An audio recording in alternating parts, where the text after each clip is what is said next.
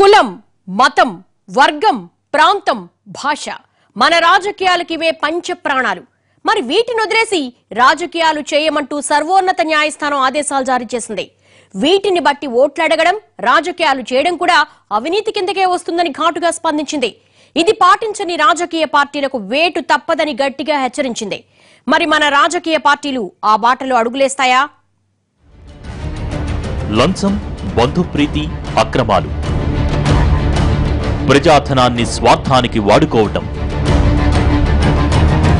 అధికారాన్ని దుర్వినియోగం చేయటం, ఈ ఒక్కటే అవినీతికి అర్థాలు కాదు. కులం, మతం, ప్రాంతం, భాష పేరుతో ఓట్లు అడగటం కూడా అవినీతే. సుప్రీంకోర్టు 70 ఏళ్ల మన ఘన భారతదేశంలో ఏ సార్వత్రిక ఎన్నికల్లో చూసినా, ఏ అసెంబ్లీ ఎన్నికల్లో చూసినా కనిపించేది ఒక్కటే. కులాలు, మతాలు, ప్రాంతాల వారీగా ప్రజల్ని వేరు చేసి వాటికనుగుణంగా ఓట్లు దండుకోవటమే. ఒక్క అసెంబ్లీ ఎన్నికలే కాదు, ఆఖరికి మున్సిపల్ కార్పొరేషన్ ఎన్నికల నుంచి గ్రామ సర్పంచ్ ఎన్నికల వరకు అన్ని చోట్ల ఇదే తీరు. కులాల వారీగానే ఓట్లు. ఏ వార్డులో ఏ కులం వాళ్లు ఎక్కువగా ఉంటే వారికే టికెట్లు ఇస్తారు, వారికే జనం కూడా ఓట్లేస్తారు. ఇలా మన దేశ రాజకీయాలలో గెలుపు అర్హత అన్నది కులమో మతమో అన్నట్టుగా మారిపోయింది తప్ప సచ్చీలత, సమర్థత, సత్యసంధత అన్నవి మచ్చుకైనా కనిపించకుండా పోయాయి.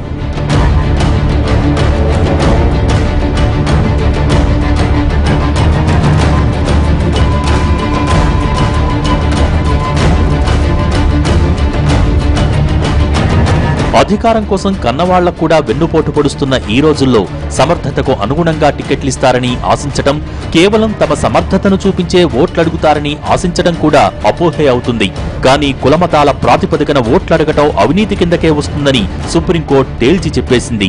మతం, కులం, జాతి, వర్గం, భాష ప్రాతిపదికగా ఓట్లు వేయాలంటూ పార్టీలు తమ ప్రచారంలో అడిగే ఏ విజ్ఞప్తి అయినా ఎన్నికల నిబంధనావళి ప్రకారం అవినీతి కిందకే వస్తుందని సుప్రీంకోర్టు కుండబద్దలు కొట్టేసింది. ఎన్నికల్లో ఇలాంటి చర్యలకు పాల్పడటం అనైతికమే కాదు, చట్ట విరుద్ధం కూడా అని తేల్చి చెప్పేసింది. దాదాపుగా మన ఓట్ల పునాదులన్నీ కూడా కులాల ప్రాతిపదికగా, మతాల ప్రాతిపదికగా, ప్రాంతాల ప్రాతిపదికగా జరుగుతుంది. రాజకీయాలన్నీ కూడా సంకుచితమైనటువంటి భావాలతోనే ఉన్నాయి. కానీ ఏ లక్ష్యం కోసం అయితే రాజ్యాంగాన్ని మనం 42వ సవరణ చేశామో అది ఇంప్లిమెంటేషన్లో లేదు. సో తాజాగా సుప్రీంకోర్టు ఇచ్చినటువంటి తీర్పు అవినీతితో సమానం అని చెప్పని అన్నారు. కానీ అవినీతి కంటే ఇంకా పెద్ద మాట మా గౌరవ న్యాయస్థానం కనుక ఉపయోగించుంటే కూడా ఇంకా బాగుండేది. దీన్ని కేవలం నామమాత్రంగానే రాజకీయ పార్టీలు స్వాగతిస్తున్నాయి తప్ప ఆచరణలో కనుక నిజంగా ఆచరించగలిగితే మాత్రం డెఫినెట్గా రాజకీయాల స్వరూపమే మారిపోతుంది. చట్టసభల్లోకి వెళ్ళేటువంటి వాళ్ళ యొక్క క్వాలిటీ కూడా బ్రహ్మాండంగా పెరుగుతుంది. దేశంలో ఉన్న ప్రతి వ్యక్తి, అతను నమ్మే దేవుడికి మధ్య గల సంబంధమన్నది వ్యక్తిగత ఇష్టాయిష్టాలతో కూడుకున్నదని స్పష్టం చేసింది. దీనికి ప్రభుత్వానికి, పాలకులకు ఎలాంటి సంబంధం లేదని తేల్చి చెప్పింది.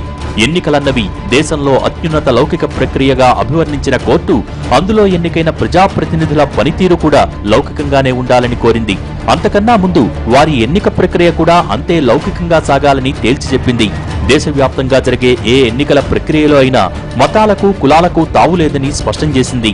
ఈ అంశంపై అత్యంత కీలకంగా జరిగిన వాదనల్లో 4 న్యాయమూర్తులు దీనికి అనుకూలంగా స్పందించగా 3 న్యాయమూర్తులు వ్యతిరేకంగా ఓటు వేశారు.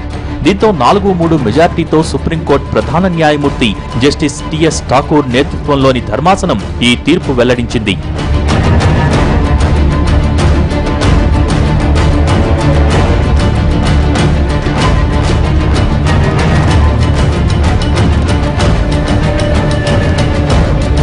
ఈ అంశంపై తీవ్ర స్థాయిలో న్యాయమూర్తుల మధ్య చర్చ జరిగింది.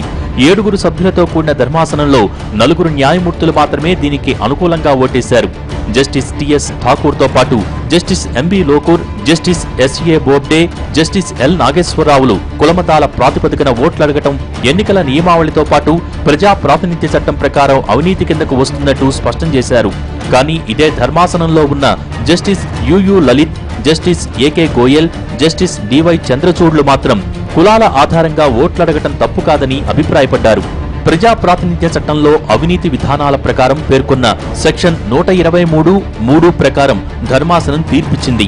ఈ సెక్షన్లో పేర్కొన్నట్టు హిజ్ రిలిజియన్ అనేది అభ్యర్థితో పాటుగా ఓటర్లు, ఏజెంట్ కులం, మతానికి కూడా వర్తిస్తుందని సుప్రీంకోర్టు ధర్మాసనంలో మెజారిటీ సభ్యులు అభిప్రాయపడ్డారు.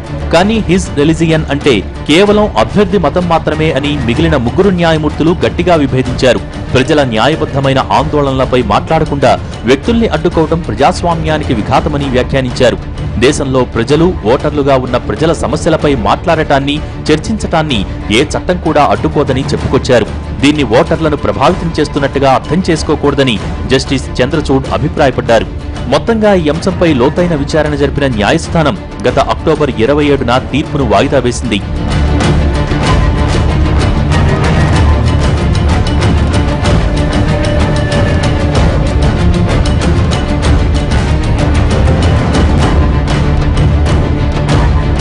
ఈ తీర్పుతో ప్రజా ప్రాతినిధ్య చట్టం మరోసారి తెరపైకొచ్చింది. గతంలో ప్రజాప్రతినిధుల్లో నేర చరిత్రల్ని నిర్మూలించే ప్రజా ప్రాతినిధ్య చట్టంలోనే సెక్షన్ 8(4) తర్వాత మళ్లీ ఆ చట్టంలో సెక్షన్ 122(3) ఇప్పుడు ప్రాధాన్యతను సంతరించుకుంది.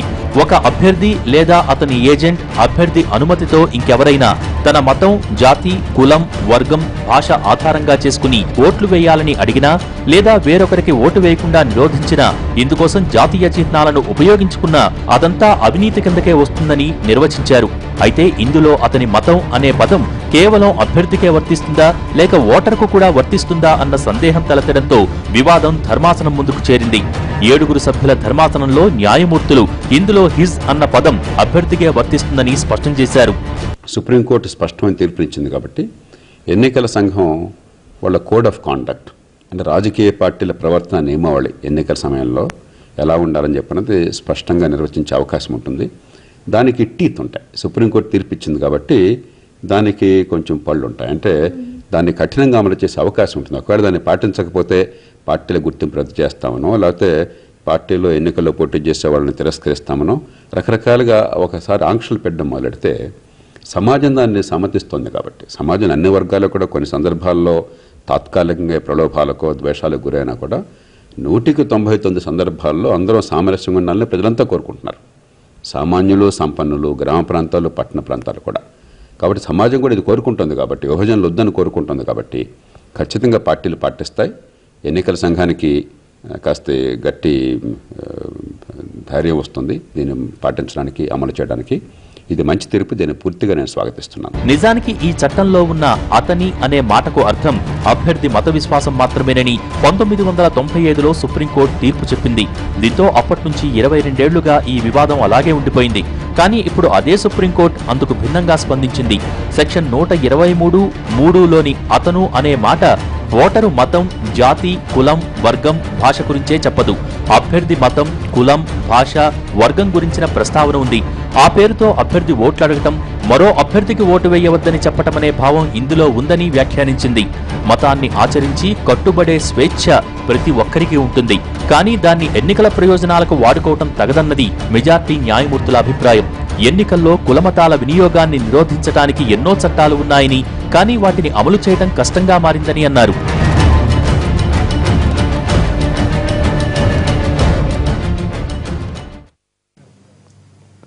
మన దేశంలో మన ఎన్నికల ప్రహసనంలో ఈ చట్టం నిలబడుతుంది.